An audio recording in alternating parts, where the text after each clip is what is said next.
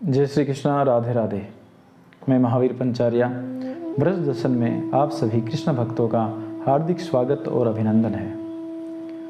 मित्रों, आप सभी ब्रज दर्शन से जुड़े आपका बहुत बहुत स्वागत।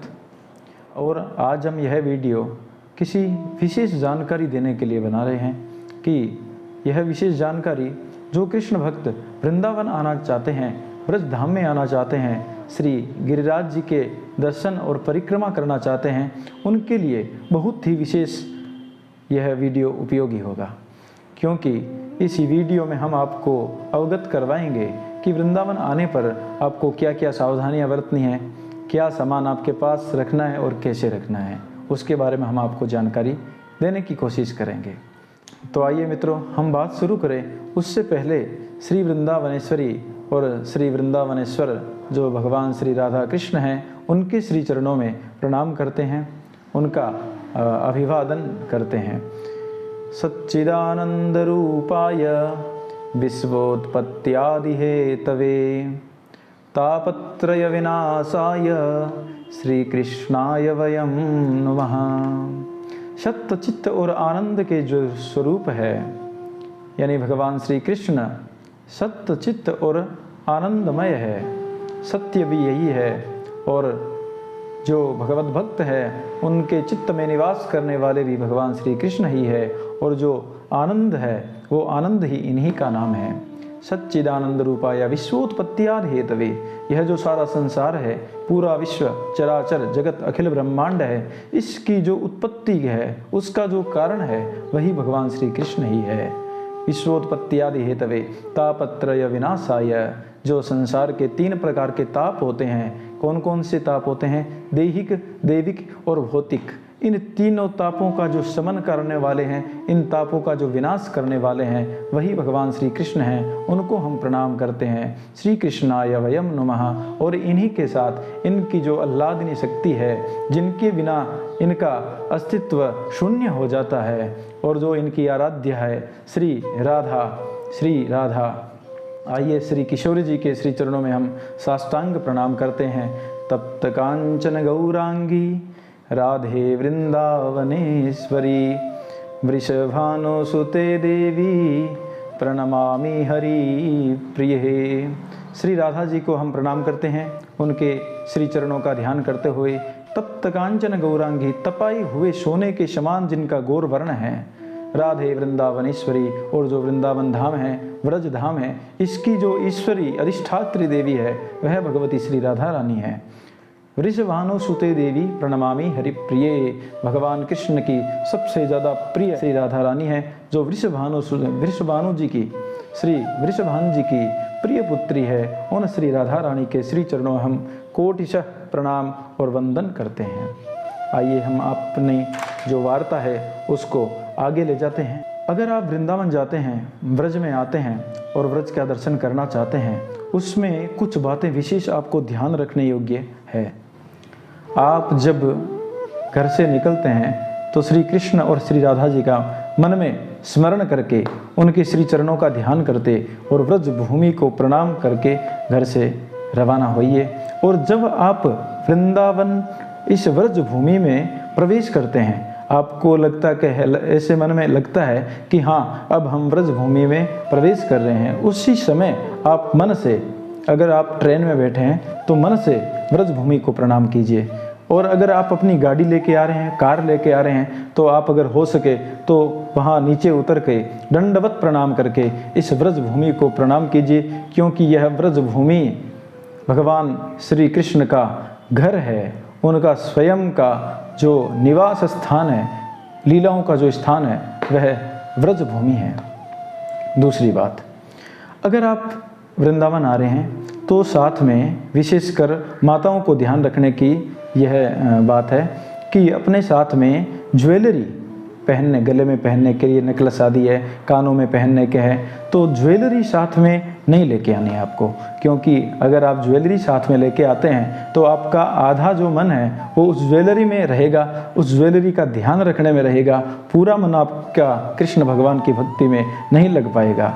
दूसरी चीज़, मन के साथ साथ अगर ज्वेलरी मान लो कहीं भीड़ में गुम गई या खो गई कोई इधर उधर आके ले गया।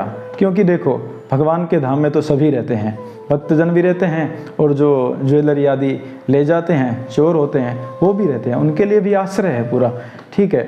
लेकिन अपने क्या सावधानी रखनी है, तो आप ज्वेलरी लेकर के नहीं आएंगे। और अगर आप मान लो ज्वेलरी लेके आ रहे हैं, कहीं आपकी चेन आदि गुम हो गई तो आपके मन में क्या भाव आएंगे कि वृंदावन गए थे और वहाँ पर ज्वेलरी है वो हमारी गुम हो गई।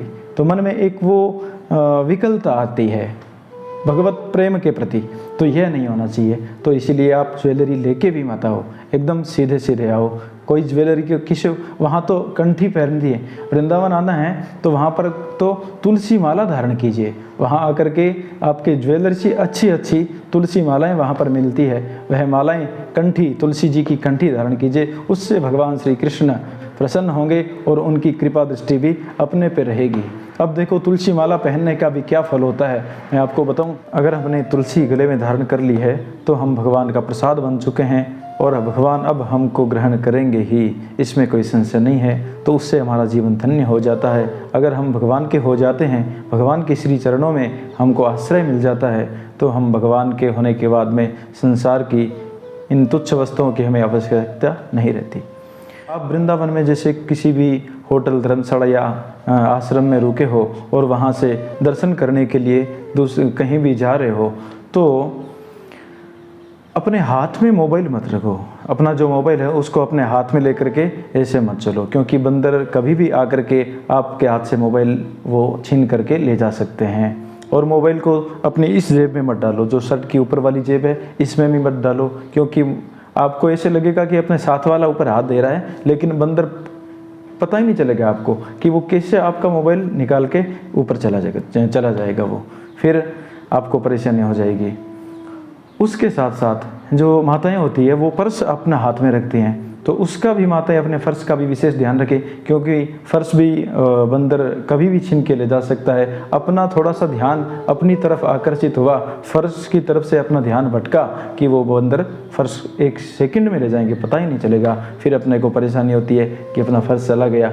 फिर और उसके साथ साथ में अपना जो चश्मा है उसका भी पूरा ध्यान रखो। या तो चश्मा अपनी होटल या धर्मशाला में रख के आओ, रूम में रख के आओ। चश्मे को जब दर्शन करने के लिए जाएं तो न ले जाएं। अगर ले जा रहे हैं तो थोड़ा विशेष चश्मे की तरफ आपको ध्यान रखना होगा। जहाँ पर बंदर ज़्यादा अगर दिखाई दे रहे हैं तो वहाँ पे चश्मे को आप निकाल करके जेब में रख लो एक बार। जब मंदिर के अंदर प्रवेश करते हैं तो चश्मे को वापस लगा लो।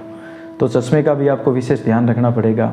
और मान लो अगर आपके साथ ये घटना हो जाती है, पर्स, मोबाइल या चश्मा कुछ भी बंदर अगर आपका लेके चले जाते हैं, तो आपको फिर घबराना भी नहीं है।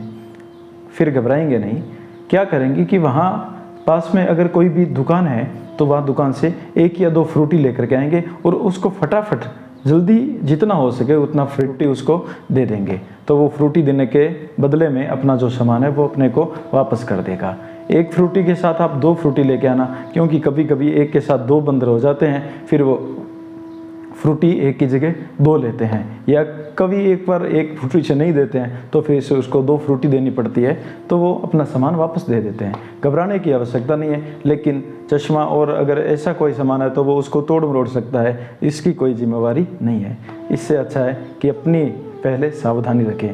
और हो सके तो आप जो यहाँ टांगने वाली जो बैग आती है यहाँ से, वो बैग आप साथ में रख सकते हैं। उस बैग के अंदर चेन में अपना पर्स, मोबाइल रख करके उस बैग को अपने सेफ तरीके से रख सकते हैं। आइए इससे आगे की जो चर्चा है, अगर आप वृंदावन में कहीं दर्शन रहे हैं तो उसका जो समय है वो निश्चित समय है। सुबह 12 बजे ब्रज के लगभग सारे मंदिर मंगल हो जाते हैं, यानी बंद हो जाते हैं। ब्रज के सारे मंदिर सुबह दोपहर में 12 बजे मंगल हो जाते हैं। तो आप सुबह जल्दी 8 बजे से 12 बजे तक जहाँ भी दर्शन करना चाहो कर सकते हैं। उसके बाद में 12 बजे से शाम को 4:30-5 बजे मंदिर वापस खुलते हैं। फिर 5 बजे से लगभग 7:30-8 बजे तक मंदिर सारे खुले रहते हैं। तो यह 2 जो सुबह और शाम का अलग अलग समय है, उन समय में आप वृंदावन के और ब्रज के जितने भी मंदिर हैं उनके दर्शन आप आराम से कर सकते हैं बैठ करके। और जो मध्याह्न का समय है उसमें आपको दर्शन किसी भी मंदिर के लिए करने को उपलब्ध नहीं होंगे। तो उस समय में आप अपने धर्मशाला या होटल्स या आश्रम में जा कर के आप आराम कर सकते हैं। यहाँ ब्रज में अगर आप की परिक्रमा करने की जो विधि है, जैसे हम वृंदावन या गोवर्धन जी की परिक्रमा करना चाहते हैं, तो परिक्रमा करने की संक्षिप्त विधि यह है कि अगर आप गर्मियों में जा रहे हैं तो आप रात्रि में परिक्रमा कीजिए, और सर्दियों में जा रहे हैं तो आप दिन में परिक्रमा कर सकते हैं। परिक्रमा आप कभी भी कर सकते हैं। दूसरी चीज़, अगर परिक्रमा आप कहीं से भी शुरू कर सकते हैं, ध्यान ये रखना है कि जहाँ से आप परिक्रमा शुरू कर रहे हैं वहीं पे आपको परिक्रमा पूर्ण करनी है। जैसे परिक्रमा जहाँ से शुरू करते हैं वहाँ पे दंडवत व्रजभूमि को प्रणाम करके, गोवर्धन जी को या वृंदावन को प्रणाम करके वहाँ से परिक्रमा शुरू कीजिए, और पूरी परिक्रमा में नाम जप करते हुए, भगवान नाम का संकीर्तन करते हुए, आप गोमुखी भी हाथ में लेकर के परिक्रमा कर सकते हैं। नाम जप करते हुए इधर उधर दूसरी अन्यत्र बातों में, हंसी मजाक में थोड़ा ध्यान कम लगाते हुए, उधर ध्यान नहीं देते हुए, भगवत चरणों में अपने मन को रमाते हुए परिक्रमा करने का जो विधान है वह आपको पूर्ण करना चाहिए। और उसके साथ एक चीज़ और है, परिक्रमा नंगे पैर करना चाहिए। चप्पल या जूते पहन के परिक्रमा कभी नहीं करनी चाहिए, और नंगे पैर होकर के परिक्रमा करनी चाहिए, क्योंकि वह परिक्रमा भी एक मंदिर में जो परिक्रमा करते हैं उसके जैसी ही परिक्रमा है। भगवान गोवर्धन साक्षात अपने स्वरूप में भगवान कृष्ण विराजमान हैं, तो उनके जब परिक्रमा करते हैं तो बिना चप्पल पहने हुए परिक्रमा करनी चाहिए। वहाँ तो आप अगर दर्शन करोगे तो वहाँ पे साधु संत ऐसे ऐसे आपको मिलेंगे, उनका जीवन धन्य है कि वह पूरे जीवन के 20-20, 30-30 साल तक वह अपना जीवन परिक्रमा में व्यतीत करते हैं। एक एक जगह पर दंडवती 108 बार, एक एक जगह पर दंडवती परिक्रमा 1008 बार, इतनी वो परिक्रमाएं, उनकी कितनी भक्ति में पराकाष्ठा है, कितनी निष्ठा, कितना विश्वास, उनका जीवन भगवान के चरणों में समर्पित कर दिया। उन संतों के दर्शन करना, उनको मन ही मन प्रणाम करना, उनका आशीर्वाद, उनसे 2 टूक बात आप जरूर करना। अगर आप वृंदावन दर्शन करने के लिए आए हैं तो उसको आप ऐसे ही मत समझिए कि आप स्वयं से पहुंच गए हैं, ऐसा नहीं है। भगवान श्री कृष्ण और श्री राधे जी की अतीव कृपा आप पे हुई है। जब जन्म जन्मों के भाग्य उदय आपके हुए हैं, तब आप श्री धाम वृंदावन दर्शन करने के लिए और श्री गोवर्धन जी की परिक्रमा दर्शन करने के लिए आप वहाँ पहुँचे हैं। तो उस कृपा का आपको पूर्ण फायदा लेना है, पूर्ण लाभ लेना है। और वो लाभ आपको पूर्ण कब मिलेगा? जब आप वृंदावन में जा कर के दूसरी किसी बातों का ध्यान नहीं देते हुए श्री राधा नाम संकीर्तन, श्री कृष्ण नाम संकीर्तन में ध्यान देंगे, और उस भगवान श्री कृष्ण और श्री राधा जी की जो वहाँ पर आज भी मौजूदगी है, आज भी वो वहाँ पर सूक्ष्म रूप में विराजमान है, उन विराजमान होने का आप एहसास करेंगे। और वो एहसास कब करेंगे? जब आप मन से उसके श्री चरणों का ध्यान करेंगे, श्री किशोरी जी के चरणों का मन से ध्यान करेंगे, और मन से उनको याद करेंगे, और मन से प्रार्थना करेंगे कि प्रभु आप ऐसे ही हमको वृंदावन बुलाते रहना, तब ही आप उस दिव्यता और अलौकिकता को महसूस कर सकते हो। और श्री कृष्ण और राधा जी की लीलाओं का कोई पार नहीं है।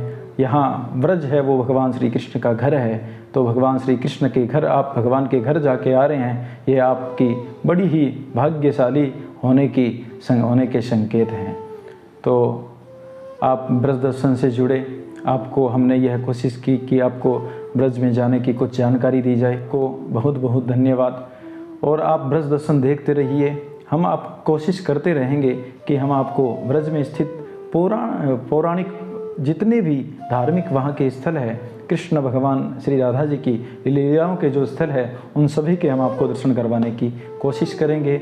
यह हमारी पूर्ण कोशिश रहेगी कि जो गुप्त से गुप्त वहाँ पे जो स्थान हैं उनके भी हम आपको दर्शन करवाते रहेंगे। आप जुड़े रहिए ब्रज दर्शन से। जय श्री कृष्णा, राधे राधे। यह जानकारी आपको कैसे लगी यह आप कमेंट करके ज़रूर बताना, और उसके साथ साथ अपने परिवार और मित्रजनों को भी यह जानकारी आगे शेयर करना, ताकि उनको भी यह जानकारी आगे मिल सके और वो भी वृंदावन जाकर के वहाँ का आनंद ले सके। जय श्री कृष्णा, राधे राधे।